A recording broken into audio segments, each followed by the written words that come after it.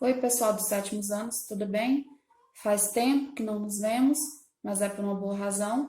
Estamos todos em casa, nos cuidando, nos preservando em função da pandemia que acomete o mundo inteiro, mas nem por isso devemos e podemos perder o nosso foco, que é estudar, né? E devemos priorizar também a nossa saúde mental, e saúde mental, todos nós sabemos, a gente adquire, entre outras coisas, estudando. Então, usaremos este momento sabiamente para nossa em função, em benefício da nossa saúde mental e então faremos uma revisão sobre o conteúdo de flexões verbais.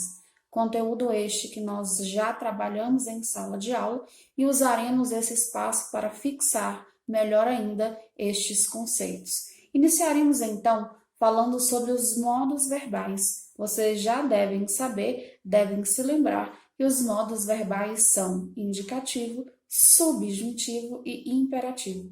Indicativo acontece quando temos certeza da ação verbal. Ele está em casa e está tudo bem. Subjuntivo oferece uma ideia, exerce uma ideia de dúvida. Talvez. Se ele ficar em casa, talvez seja melhor. E, finalmente, o imperativo, quando damos ordem ou aconselhamos. Fique em casa, será melhor. Tudo bem? Vamos falar agora sobre os tempos verbais. Tempos esses que são comuns não só na escrita, mas também na oralidade, o tempo inteiro. Então vamos lá. Pretérito, também chamado de passado, a ação verbal aconteceu antes da fala, ou melhor, ela já aconteceu. Ele ficou em casa e foi a sua melhor escolha. Presente, a ação verbal acontece simultaneamente, ou seja, ao mesmo tempo da fala. Ele está em casa agora. E, finalmente, o futuro, a ação verbal ainda ocorrerá, ainda acontecerá. Ele ficará em casa e tudo terminará bem, ok? Vamos falar agora, pessoal, sobre as vozes verbais. Quais são as vozes? As vozes são voz ativa, voz passiva e voz reflexiva. Na voz ativa, o sujeito exerce, faz a ação verbal. Na passiva, ele sofre os efeitos dessa ação verbal e na reflexiva, ele pratica e recebe os efeitos dessa ação ao mesmo tempo. Vamos falar agora sobre as pessoas verbais. Quais são as pessoas? As pessoas são as pessoas do singular e as do plural. No singular, temos a primeira pessoa eu, a segunda tu e a terceira ele e ela. No plural, temos a primeira nós, a segunda vós e a terceira eles e elas. Vamos falar do número do verbo. Quais são os números? Como assim, número? Sim, os números são simples, singular e plural.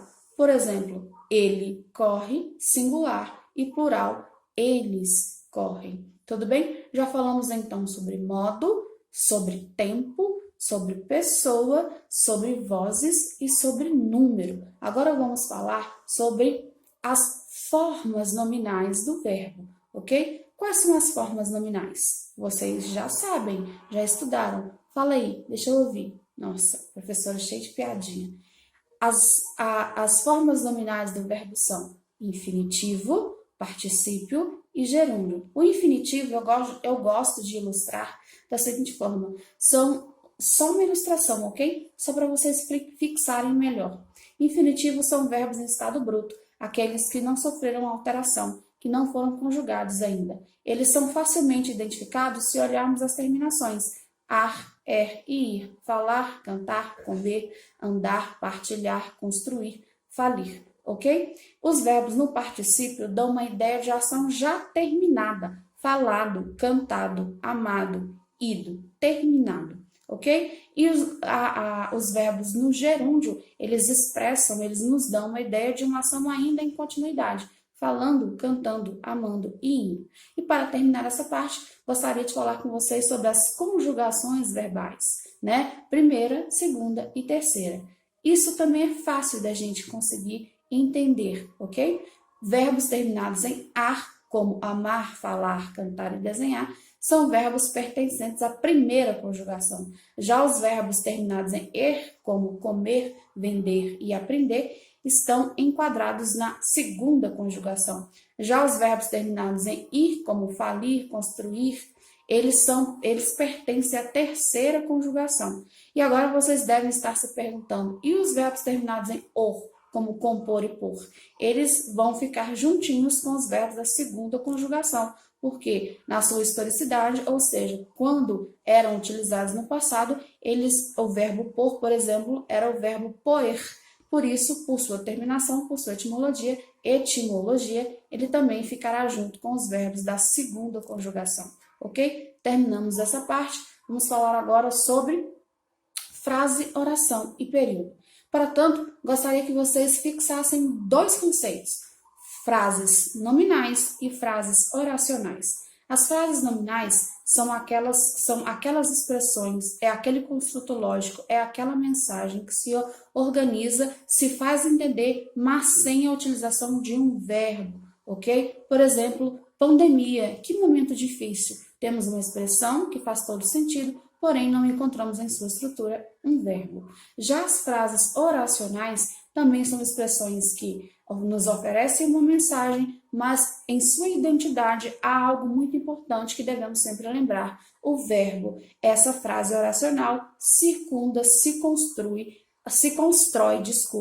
em torno de um verbo, ok? Então, durante a pandemia, fique em casa. Temos o verbo ficar, portanto, esta é uma frase oracional, ou como queira, apenas uma oração. Tudo bem? E período, professora? Período na verdade, a organização de uma ou mais frases, mais orações, tá? Oração, como já sabemos, circunda um verbo, então, obrigatoriamente, esse período terá um verbo, né? Quando temos um período simples, uma única oração, um único verbo, por exemplo, o exemplo que eu já dei, durante a pandemia, fique em casa, mas eu posso construir aí um período composto: durante a pandemia, fique em casa e leia um livro. Temos dois verbos, ficar e ler. Então, temos aí um período composto, dois verbos, duas orações organizadas neste período composto. Essa foi a nossa aula de hoje, espero que ela tenha sido válida. Estou terminando por aqui. Se cuidem, se preservem, cuidem da saúde de vocês e dos seus entes queridos. Qualquer coisa, entre em contato comigo, darei mais informações e mais um pouquinho de conteúdo nos nossos outros canais de comunicação. No mais, um abraço, tamo junto, é nóis!